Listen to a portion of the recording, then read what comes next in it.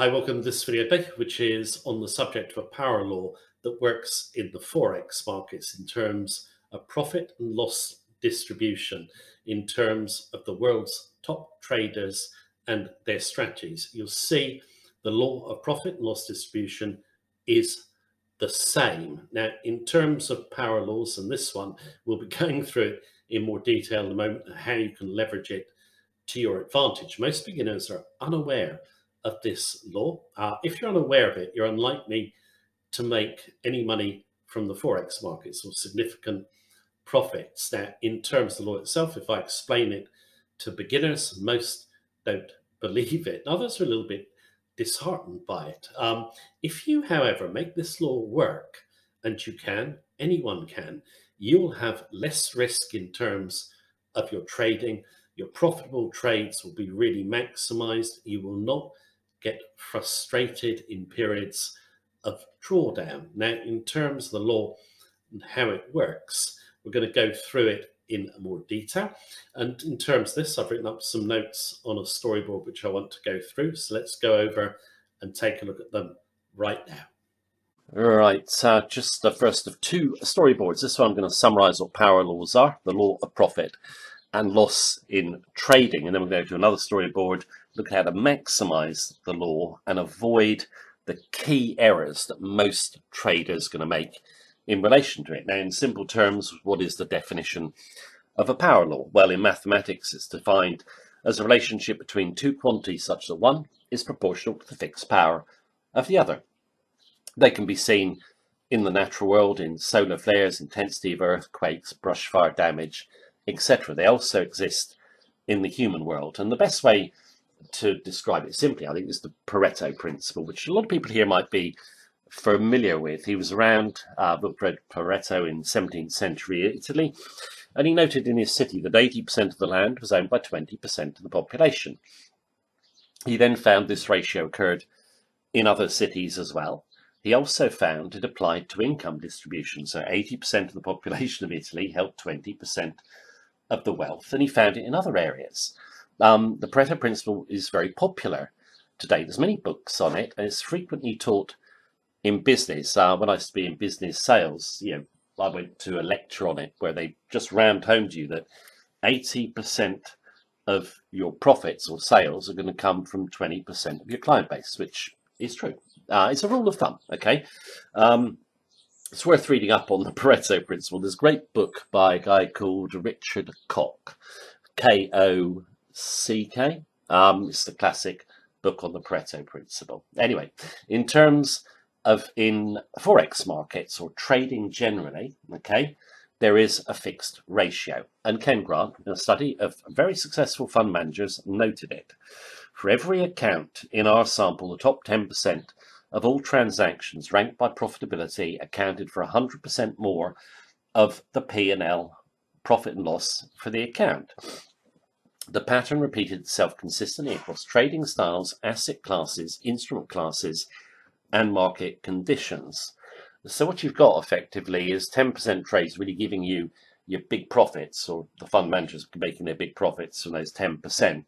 So what about the other 90%? Well, they're going to be minor profits or losses. Now, Grant makes a key point, which we'll look at next, which is the main danger of being aware of this concept is the tendency to misinterpret its implications, which most traders do. So let's look at the key errors to avoid and how to maximize the law for profit. Right, let's have a look at how novice traders react to the 90-10 ratio. Now, most have not done their homework, they're unaware of it, so they're going to assume that it's a problem and they can correct it, which is mostly due to myths online. In terms of getting the right education, most Forex traders don't. If you look on YouTube, for example, you're going to find a huge amount of videos that say make 100 pips a day with your strategy, trade with a 95% win rate, make 20% a week or a month or whatever it is. It's myths or lies, but it's convincing to a lot of beginners. And that is why they feel they can correct the 90-10 ratio. So what do? They'll constantly change strategies, hopping from one to another, or they'll tweak their strategies common tweak is, yeah, let the losers have a little bit more room so don't get stopped out so often. That's not a good idea. I think main problem that traders have is they take the profits in too quickly. Any profit will do, no matter how small, so long as it's a profit. They feel good. They want to get a high win rate. But it's like Bill Eckhart said, one of the great traders of all time. If you focus on a high win rate, that is totally going to destroy your profit potential, because all you're going to end up with is small profits that never cover your losses. It's a basic, obvious point, I think, but most traders, just so tempted, take profits too early. They also decide to be patient, but in the wrong way. So let's say they have a string of losing trades. They think, you know what, I'm not going to trade much at all. I'm just going to wait for that big trade, the surefire trade, and hit it big. That's being patient in the wrong way. Any trade can go wrong. Okay. Now, pro traders, no, you need the 90% of small losers, small winners that basically are going to cancel themselves out to get the chance of the 10%. You don't want to fight the law. You need to basically go with it. Okay. Now, you should have patience to wait for just good trades. Okay. Because they must fit your strategy rules, and then you can go for the trade. But never think that one trade is better than another. You're trading a sequence. Okay. So any trade can go wrong. You always need to keep that in mind. But in terms of the 90 being needed for the 10, a simple analogy would be with sport. I'm just going to use Babe Ruth, for example. Now, Babe Ruth, he spent 80% of his time getting, I don't know what they call it in baseball, sent off the field because he'd been taken out or whatever. But the 20% of the time that he got the big hit that he wanted was enough. Okay? He once said, I don't want to go for those dinky singles. That's pointless. I need the big hits. And he didn't get them the majority of the time. He knew he had to step up to the plate. You got to trade. Okay? So as long as the trades are within your rule framework, you go for them and you let your edge work longer term. Individual trades do not matter. Okay, it's the long term. Now, pro traders structure their trades in a way where the potential profit far exceeds the maximum loss. That's an obvious point many people might be saying, but most traders don't do it. What you have to do is focus on expected payout v risk. That's totally different to probability of trades. Let me give you an example. When we're trading, we're going aggressively for trend changes. Okay, so you've got trend in motion. The probability, you could say, is in favor of the trend most of the time of continuation. It doesn't matter. We're going to get stopped out a lot of times, but once we get the turn, we're looking for some of those trades that turn into really big winners. Of course, they all don't.